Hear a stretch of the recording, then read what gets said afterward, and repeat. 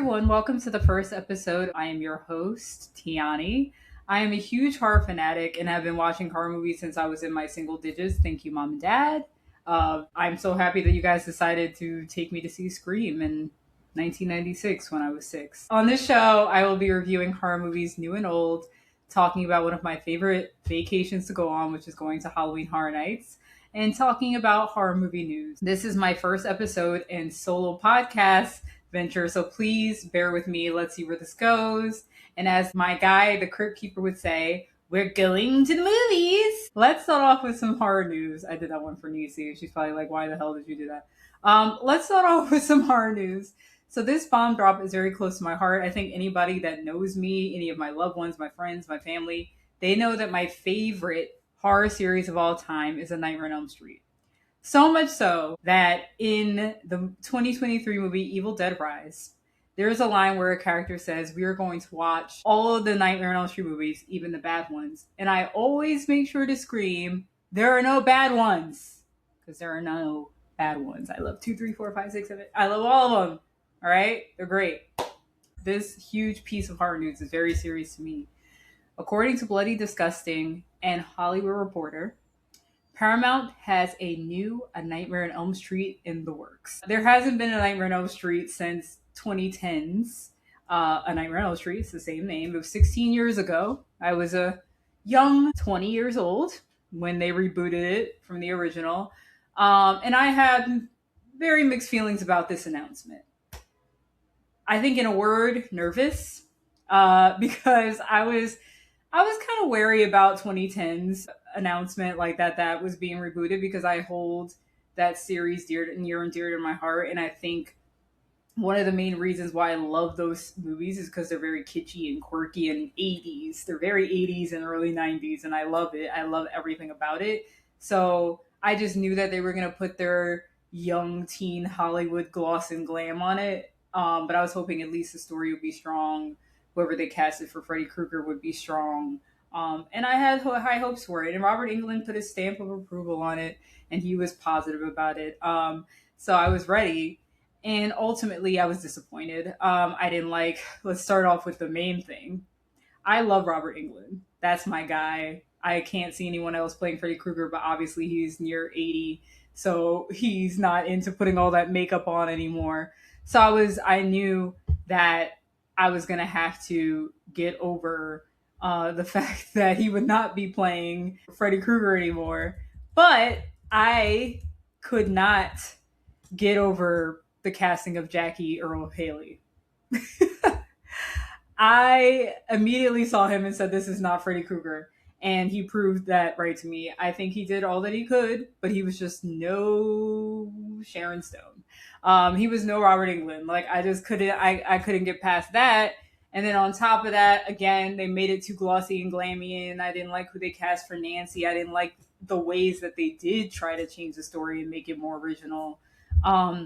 The only kudos I could give it is that I do like that they went into the backstory of Freddy and how he became the supernatural demonic entity he was in the series. I feel like the original Nightmare on Elm Street, I think I saw in Never Sleep Again, the documentary about A Nightmare on Elm Street, that they tried to stray away from the whole child predator pedophile storyline. So they just said he was a child murderer.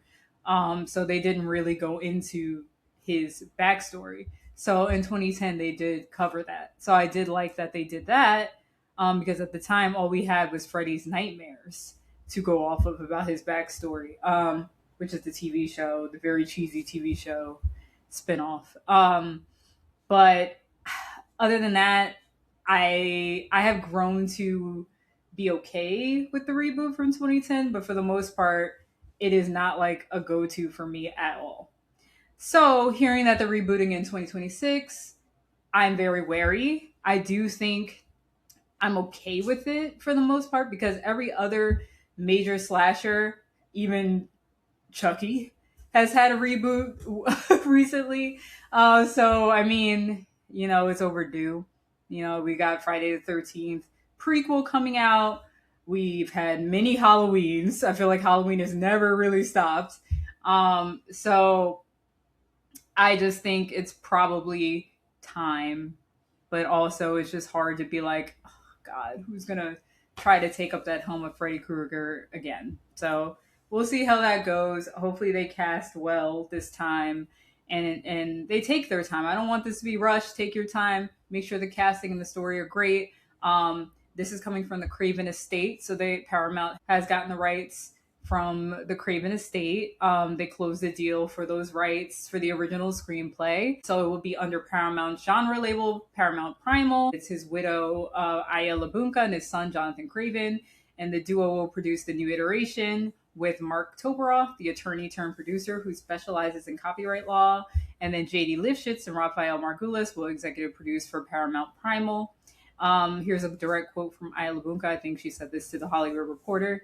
We look forward to bringing the world of Wes Craven's Nightmare on Elm Street to a new and completely engaged generation of fans. We know that Wes would have been thrilled to see how horror is taking its long overdue place in the cultural canon. We can't wait for all of us to sit in the dark theater around the campfire today as the next chapter of Nightmare on Elm Street unfolds. Freddy's upcoming return is said to be an original story set in the world of A Nightmare on Elm Street based on the original screenplay. And again, we don't know who will play Freddy. So we'll see what happens. This is very legit. When I first saw it on Bloody Disgusting, I was like, okay, we'll see. Because I've seen a lot of rumors of, like some fan movie version of A Nightmare on Elm Street. And, it's been going in and out of Rumorville. But I started seeing on Hollywood Reporter. I saw it all over the place. I saw my favorite creators that I follow and report on it, so I knew it was real. Okay, so now quickly, I also want to go into Halloween Horror Nights a little bit. Again, huge fan of Halloween Horror Nights, so I will be going in October, and I'm super excited, and I can't wait. They have been dropping announcements, not really left and right. I feel like they could hurry up. They'll just randomly be like, here's all the originals. Every day, drop. Then it'll be silence. We're still waiting on 2 IPs. We have IPs we have are Hellraiser, which was the most recently announced, which I'm excited about.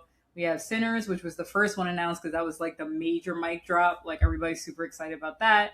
And then we have Stranger Things 5 to wrap out the Stranger Things saga of Halloween Horror Nights. And I'm actually excited to see what they do with that season in a house. We got all of the originals. We got Madlands, which is like cannibalistic violence. Like, I think it's like people acting like animals, which makes them cannibalistic. Then we have Jack and Oddfellow, Chaos and Control, which Jack and Oddfellow are the icons of this season. All my Halloween Horror Nights fans know what icons are. I do not feel like getting into that. There's a lot of them. And they're basically going to have their own house. Cybergoria is basically like man and machine melded together. Something about like they want to live forever, so like they like froze them, but then they didn't take care of them, so they became a part of a machine. It's very weird. A lot of futuristic themes in the originals, because now we have invasion, alien abduction, which is supposed to be a very horrific alien abduction thing. It's not supposed to be like cutesy and like quirky. It's gonna be like, this is like those aliens in Fire in the Sky. You know what scene I'm talking about in Fire in the Sky. So that should be interesting. And then we have another somewhat of an icon of Halloween Horror Nights. HR Blood and Guts presents a Halloween Fright-tacular. It says our favorite Mater D Macabre returns to WKNB with a special Halloween scare-a-thons. Tune into this haunted house complete with ghouls, gore, and all the frights that keep you coming back for more. So that's exciting for me, not because I love HR Blood and Guts, but just because it seems like the Halloween-y house, and I always love a good Halloween-themed presence in the event. So that's exciting. Something that's not exciting to me is that I kept hearing rumors that Nightmare Fuel wasn't coming back, and I don't love Nightmare Fuel. I think once you've seen Circus Acts and Contortionist, they're very talented. Don't get me wrong, I can't do anything that they're doing. I don't spit fire. I don't dance with fire. I can't bend my body backwards and forwards and all around. But once you've seen that, you've seen it. So, like, music is lit. I always come back with a new playlist, but I just prefer something different. Like, it's just going to be... I mean, it's going to be a little different because it's based off of vampires. It's called Blood Noir, so I assume it's a vampire theme. So they are changing the theme, but I just... could have done without it. But those girls are badass. Every time I see them, I'm just like, body on point. Got to get back in the gym. Got to get my six pack. Flexibility on point. They're all tatted up. They look like baddies. I get jealous. So maybe that's why I don't like it. It just makes me want to hit the gym that night. And after eating at every food booth at the event, and then it's like, okay, now look at my six pack where I clearly did not eat all these snacks.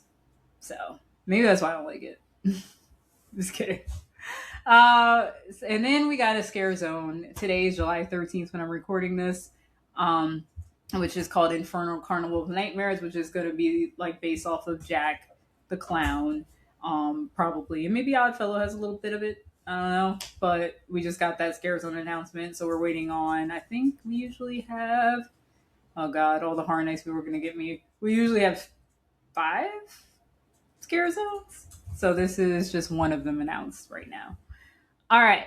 So I will be going early October. I can't wait. I'm going to go to my favorite hotel, Sapphire Falls is where I always go. It's going to be lit. And I can't wait. And I'll give updates about what else has been announced. Of course, I will give my hype list, my review of the event, and all that because I love HHN. That's like my favorite thing in the world.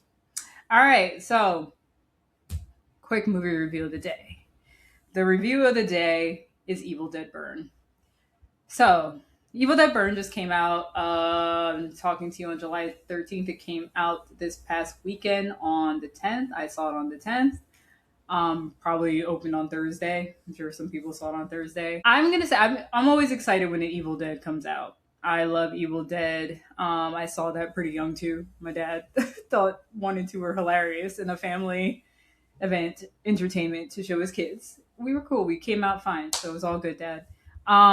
Actually, my favorite Evil Dead is Army of Darkness, which is probably one of the silliest installments of. This is when Ash is like really Ash. It's almost like how Freddy Krueger really came into himself in part 3. Like when he gets really like quirky and punny.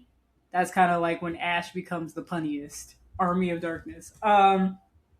So I enjoy all of them, the old ones, the classic ones, the TV show I watched, Ash vs. Evil Dead.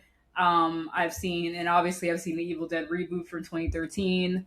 I loved Evil Dead Rise. I thought it was awesome. I loved the main Evil Dead character, Ellie.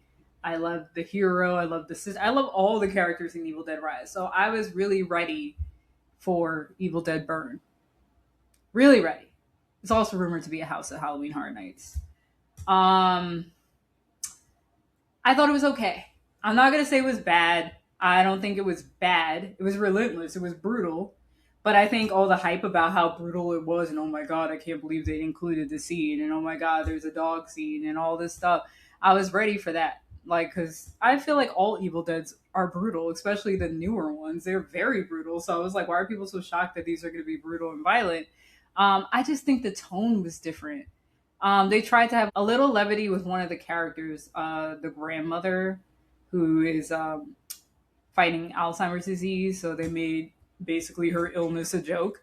But it was like misplaced because the whole movie was so dark. It was such a dark movie, including like just the color temperature of the film. It was gray and black, and even the set was just wood and dirty and dark. It was just like, and I could say the reboot was the same. The 2013 one, it was a little dark, but there was definitely reds and brightness, and I don't know. It was just a weird tone for me.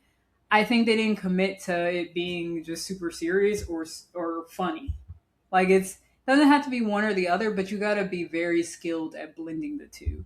And I think that threw me off. And honestly, like I said, it was brutal, but I've seen more brutal. On Evil Dead Rise, I'm thinking about that cheese grate scene on the calf. I'm talking about even the little tattoo gun tattooing her daughter on her eye. I just rewatched because I wanted to see why I liked 2013's and 2023's better. And I was like, even in Evil Dead reboot, like some of those deaths were crazy. Like that girl, like just digging into her face when she was in the bathroom, how she stabbed him with a needle. Like there was just so much stuff. Like, I don't know. I just enjoyed those other two better. And I think I read like something that people hated on the reboot when it first happened. I didn't love it, but I liked it a lot, especially rewatching it over again and over again. I appreciated it more. And I'll say this to you right now, I have an annual horror movie night that I do every year, and I showed Evil Dead Reboot. I don't think I would show Evil Dead Burn because there was nothing special about it. I even like I felt bad for the main character. You'll see why when you see the movie why you're supposed to feel bad for her. She has a sad backstory. But like they didn't give me time to care about her. I feel like they did a very good job of making me care about Beth and Ellie. Like I immediately felt bad that Ellie was a single mom just trying to make things work and being abandoned by her husband and sister. And they let us know all that really, really fast. But this one opted to let us know this victim's backstory through flashbacks. So we were getting bits and pieces throughout the film, and I feel like that slowed down my care. Like I didn't care until I was like, oh, that's why. Like, but then with Ellie, it was like, oh, we know already that she's a sad character. And I don't want her to get possessed, but we know she is going to get possessed. So I would give Evil Dead Burn like maybe three out of five. Because I still think it gives you what you want. It gives you that brutality. It gives you all of that. But like, it would be the bottom, not because it sucked, but it would be the bottom of like all the movies, all the Evil Dead under the TV show, all of it. So that's just how I feel about it. But still go see it. I think you should still go see it. I'm not saying it's bad. I just say it's not the best. And I still want to see it. I always want to see Evil Dead at Halloween Horror Nights. Like, I don't think I got to see Ash versus Evil Dead, did I? I don't remember. So I'm down to see it. I love that franchise. So 3 out of 5. Go see it while it's still in theaters. And I love that horror is like killing the box office right now. I love where horror is because people just look down on horror so much, and horror is saying, "Hey, we're here, we've been here, and we've been entertaining the crap out of audiences for years. Respect me." So I love that. Yeah, so that was my quick movie review of the day. Probably I basically reviewed like all the Evil Deads in like 10 minutes. So yeah, that was my first pilot episode. Let me know your thoughts. Let me know what you think. I'll try to do this like maybe 2 times a month. I'm gonna try to do newer movies most of the time, but every once in a while I might be like, you know what? I just feel like watching Nightmare on Elm Street Part 2 of Freddy's Revenge. Let me review that. So thanks for listening. Thanks for watching if you're watching. And I will see you next time.